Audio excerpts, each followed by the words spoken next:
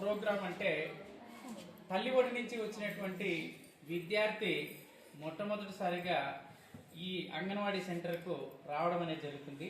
అంటే అతనిలో మనము విద్యా జ్ఞాన జ్యోతిని మనము వెలిగిస్తాం కాబట్టి ఆ కార్యక్రమంలో భాగంగా అతన్ని మనము ముందుగా ఈ అంగన్వాడీ సెంటర్కు ఆహ్వానిస్తూ మనము విద్యా జ్ఞాన జ్యోతిని వెలిగించి అతనికి ఉత్సాహపరుస్తూ అంగన్వాడీ సెంటర్కు ఆకర్షించాలనే ఉద్దేశంతో జ్ఞానజ్యోతి విద్యార్థిని వెల్కమ్ చెప్పేటువంటి ప్రోగ్రామ్ అనేది ఒకటి కండక్ట్ చేశాము.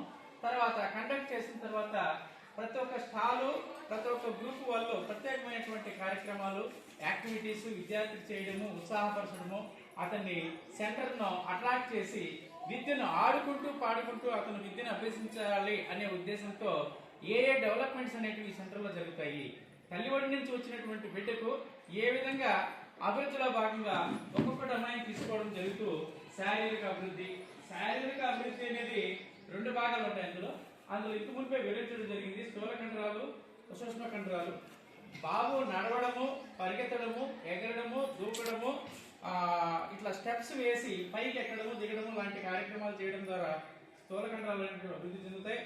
పూసలు గుచ్చడము చిన్న చిన్న యాక్టివిటీస్ డ్రాయింగ్ వేయడము అతనికి నచ్చినటువంటి బొమ్మలు గీయడము ఇలాంటి కార్యక్రమం చేయడం ద్వారా సూక్ష్మ కండరాలు అనేవి అభివృద్ధి చెందడం అనేది జరుగుతుంది. ఇంకా డ్రాయింగ్ వేయడము పూసలు గుచ్చడము తర్వాత ఇలాంటి కార్యక్రమాలన్నింటినీ మనము ఇక్కడ చేపించడం జరుగుతుంది. ఇక్కడ వ్యాయామం కూడా ఇక్కడ చేపిస్తాము. ఇది ఈ విధంగా చేయడం వల్ల కండరాలు అనేటివి అభివృద్ధి చెందినాయంటే అతను శారీరక అభివృద్ధి అనేది జరుగుతుంది. అందుకే వినూత్నమైనటువంటి కార్యక్రమాలను మనం ఒక్కొక్క యాక్టివిటీస్ తీసుకుని ఒక్కొక్క అభివృద్ధిలోకి తీసుకుని వెళ్ళినప్పుడు ఇవన్నీ మనము తెలియజేయడం అనేది జరుగుతుంది అనమాట.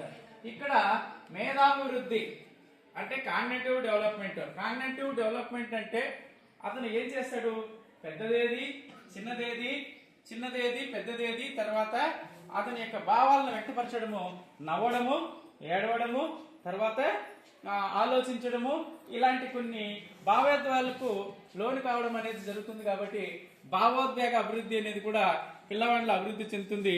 ఇందులో నమస్తే పెట్టడము షేక్ హ్యాండ్ తీసుకోవడము తర్వాత బిగ్ స్మైల్ హలో అని తర్వాత ఇలాంటి కొన్ని యాక్టివిటీస్ చేపించడం ద్వారా అతనిలో కొన్ని భావాలు అనేవి ఉత్పత్తి అవుతాయి.